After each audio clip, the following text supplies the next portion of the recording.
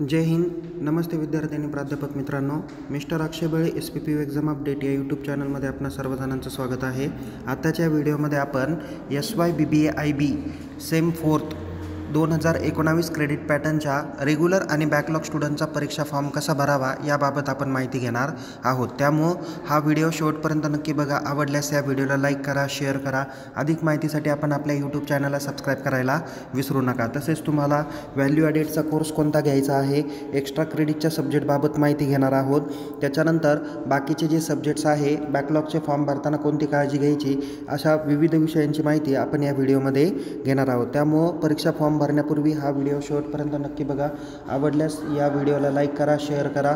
अधिक माहितीसाठी आपण टेलिग्राम चॅनलमध्ये सहभागी होऊ शकता. लिंक डिस्क्रिप्शन बॉक्समध्ये देण्यात आलेली आहे. चला तर मग बघूया हा फॉर्म कसा भरायचा.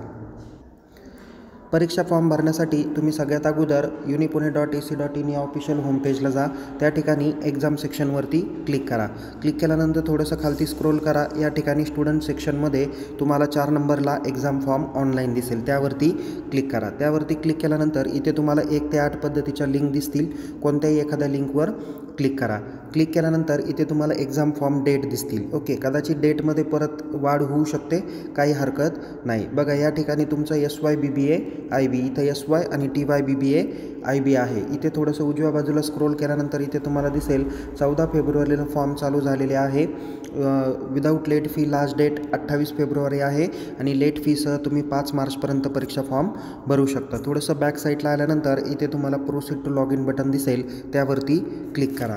त्यावरती क्लिक केल्यानंतर थोडंसं स्क्रोल करा. या ठिकाणी तुम्हाला स्टुडंटमध्ये लॉग इन बटन दिसेल, या लॉग इन बटनावर क्लिक करा.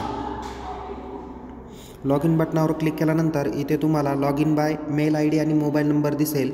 यामध्ये आपण मोबाईल नंबर काय करूया, सिलेक्ट करूया. त्यानंतर we are enter your mobile number and then enter password.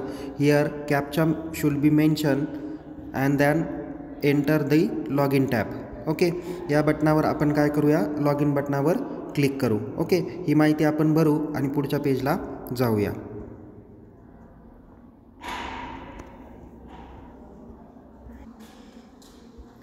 बघा विद्यार्थी मित्रांनो, लॉग इन बटनावर क्लिक केल्यानंतर इथे तुमचा PRN नंबर आणि इलिजिबिलिटी नंबर आहे का ते एकदा चेक करा. जर असेल तर इकडे तुम्ही उजव्या बाजूला स्क्रोल करू शकता. उजव्या बाजूला स्क्रोल केल्यानंतर इथे ॲक्शन कॉलममध्ये तुम्हाला हे वेगवेगळे ऑप्शन बघायला भेटतील. तर त्यामध्ये तुम्ही अपडेट ABC ID क्लिक करून तुमच्याकडे ABC ID व्यवस्थित आहे का मेन्शन केलेला तो एकदा खात्रीपूर्वक बघा. तो जर का व्यवस्थित नसेल तर तो काय करा, अपडेट करा. अपडेट केल्यानंतर तुम्ही एक्झाम फॉर्ममध्ये लॉग इन करा. एक्झाम फॉर्ममध्ये लॉग इन केल्यानंतर पुन्हा प्रोसीड बटनावर क्लिक करा. प्रोसीड बटनावर क्लिक केल्यानंतर इथे तुम्हाला 2 ऑप्शन येतील. एक आहे फर्स्ट इयर आणि दुसरा आहे अदर दॅन फर्स्ट इयर.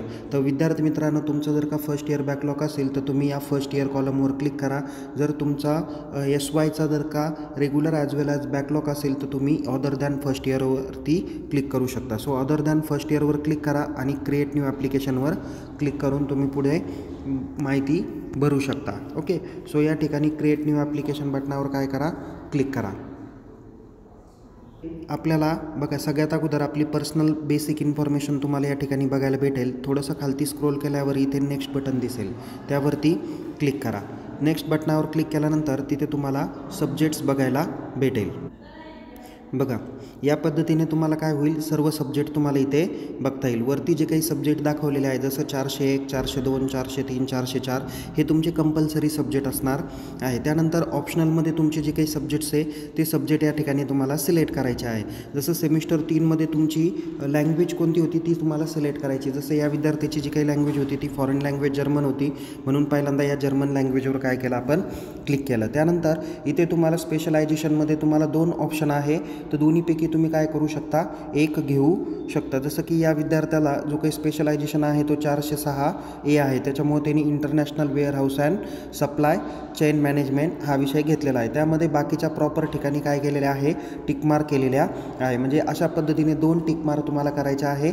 आणि तिसरी जी काही टिक आहे ती या ठिकाणी 407A पासून तर खालती तुम्हाला 407 पुढे आरपर्यंत ऑप्शन दाखवलेले आहे. याच्यापैकी तुम्हाला एक विषय घ्यायचा आहे. जसं की या विद्यार्थ्यांनी जो काही विषय निवडायचा आहे या विद्यार्थ्याला तो 407A आहे, म्हणून इथे 407A घेतला. म्हणजे तुम्हाला या ऑप्शनल सब्जेक्टमधून किमान किती विषय सिलेक्ट करायचे आहे? 3 विषय सिलेक्ट करायचे आहे. ओके, सो ते सिलेक्ट करा आणि सेव्ह आणि नेक्स्ट बटनावर क्लिक करा. ओके, सेव्ह आणि नेक्स्ट बटनावर क्लिक केल्यानंतर या ठिकाणी तुम्हाला फीज डिटेल्स येईल.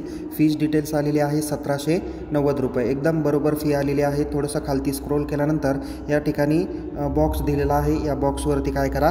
क्लिक करा. या बॉक्सवर क्लिक केल्यानंतर हा फॉर्म काय होईल?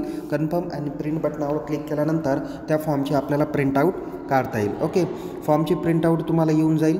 या ठिकाणी तुमचे जे काही विषय आहे 401, 402, 403, 404, त्याच्यानंतर 405B, 406A आणि 407A असे टोटल तुमचे किती विषय पाहिजे? 6+1 7 विषय तुमच्या एक्झाम फॉर्ममध्ये आले पाहिजे. ओके, जर हा विद्यार्थी रेग्युलर असेल तर एवढे सब्जेक्ट आले पाहिजे. आता जर का त्याचे सेमिस्टर 3चे जर का काही सब्जेक्ट बॅकलॉग असेल तर बॅकलॉग सब्जेक्ट हे ऑलरेडी तुमच्या याच फॉर्ममध्ये येणार आहे. तर फॉर्ममध्ये आल्यानंतर तिथे तुम्ही अगोदर चेक करा की त्याचा इंटरनल बॅकलॉग आहे का. ओके, इंटरनल, नंतर तो प्रॅक्टिकल आणि युनिव्हर्सिटी एक्झाम किंवा प्रोजेक्ट यापैकी तो कुठे बॅकलॉग आहे तर तेवढंच फक्त काय करा? त्याच्यावर टिक करा. सपोज जर का एखादा विद्यार्थी 301 नावाच्या सब्जेक्टमध्ये इंटरनललाच बॅकलॉग होता तर त्यांनी फक्त इंटरनल कॉलमला टिक करा. जर तो युनिव्हर्सिटी एक्झामला जर का बॅकलॉग असेल तर युनिव्हर्सिटी एक्झामच्या कॉलमला काय करा? टिक करा. ओके, सो या पद्धतीने व्यवस्थित प्रॉपर ठिकाणी टिक केलं तरच तुम्हाला काय होईल? व्यवस्थित परीक्षा फॉर्म भरता येईल. ऑलरेडी जर का तो विद्यार्थी इंटरनलमध्ये पास असेल तर पुन्हा इंटरनल टिक करण्याची आवश्यकता नाही. किंवा एखादा विद्यार्थी जर का काय म्हणूया की त्याला आपण एखाद्या युनिव्हर्सिटी एक्झाममध्ये तो ऑलरेडी पास आहे तर त्यांनी ती टिक काढून त्यांनी फॉर्म भरणं अपेक्षित आहे. ओके, जे विद्यार्थी फोटोकॉपी आणि रिव्हॅल्युएशनला त्यांनी पेपर टाकलेला आहे, आता सध्या 14/2 तारखेला त्यांची मुदत संपलेली आहे. ओके, तर अशा विद्यार्थ्यांनी काय करा की फोटोकॉपीला जरी टाकलं तरी तो सब्जेक्ट तुमच्या एक्झाम फॉर्ममध्ये येणार आहे तो येऊ द्या. कारण फोटोकॉपीचा निकाल किंवा रिव्हॅल्युएशनचा निकाल त्याच्यामध्ये तुम्ही पास असाल किंवा नसाल हा नंतरचा भाग. जर त्याच्यामध्ये तुम्ही पास झालात रिव्हॅल्युएशनमध्ये तर तुम्हाला हॉल तिकीटमध्ये तो सब्जेक्ट येणार नाही. ओके, पण आता एक्झाम फॉर्ममध्ये आला आहे तर तो काय करा? तुम्ही सिलेक्ट करून फॉर्म भरा. फॉर्म भरल्यानंतर त्याची प्रिंटआउट काढा. त्या प्रिंटआउटवर इथं प्लेस डेट मेन्शन करा. इथे सिग्नेचर ऑफ कॅन्डिडेटची सिग्नेचर करा. त्याच्यानंतर कॉलेजमध्ये हा फॉर्म ज्यावेळेस तुम्ही एखाद्या अथॉरिटीकडे चेक करायला जाताल तर फॉर्मची प्रिंटआउट काढून त्यांच्याकडे चेक करा. याच्यावर सही शिक्का घ्या आणि हा फॉर्म अकाउंट डिपार्टमेंटमध्ये फीसह जमा करा. त्याचबरोबर या फॉर्मसोबत तुम्हाला कोणते डॉक्युमेंट लावायचे आहे तर नंबर 1 की तुमचा फर्स्ट इयरचा ऑल क्लिअरचा रिझल्ट, सेकंड SYचा सेम 3चा रिझल्ट. हा फर्स्ट इयरचा फर्स्ट आणि सेकंडचा रिझल्ट द्या सेमिस्टरचा. SYचा थर्ड सेमचा द्या. त्याच्यानंतर तिसरी महत्त्वाची डॉक्युमेंट द्यायचं ते म्हणजे ABC ID. ओके, ABC IDची झेरॉक्स तुम्ही या ठिकाणी अटॅच करा. एवढ्या एक्झाम फॉर्मसोबत एवढे सगळे डॉक्युमेंट्स अटॅच करून तुम्ही परीक्षा फॉर्म काय करू शकता? जमा करू शकता. एक महत्त्वाची नोटीस आहे की एक्झाम फॉर्ममध्ये तुमचे एक्स्ट्रा क्रेडिटचे सब्जेक्ट येणार नाही. ते डायरेक्ट तुमच्या कुठे येतील? हॉल तिकीटमध्ये येतील. आणि हॉल तिकीटमध्ये आल्यानंतर तुम्ही काय करू शकता? त्याच्या संदर्भातलं कामकाज पूर्ण करून ते फॉर्म किंवा त्याचं डॉक्युमेंटेशन तुमच्या सब्जेक्ट टीचरकडे करू शकता. सो अशा पद्धतीने तुम्ही परीक्षा फॉर्म हा व्यवस्थित पद्धतीने भरा, दिलेल्या मुदतीत भरा आणि फॉर्म फीसह काय करा? जमा करा. ओके, या पद्धतीने विद्यार्थी मित्रांनो तुम्हाला परीक्षेत येणाऱ्या जे काही बाकीच्या अडचणी आहे त्या सर्व अडचणी आपण दूर केलेल्या आहे. हा व्हिडिओ शेवटपर्यंत नक्की बघा म्हणजे जेणेकरून तुम्हाला प्रॉब्लेम येणार नाही. पुन्हा भेटूया एका नवीन विषयासह, नवीन व्हिडिओसह. तोपर्यंत टेक केअर. जय हिंद. धन्यवाद.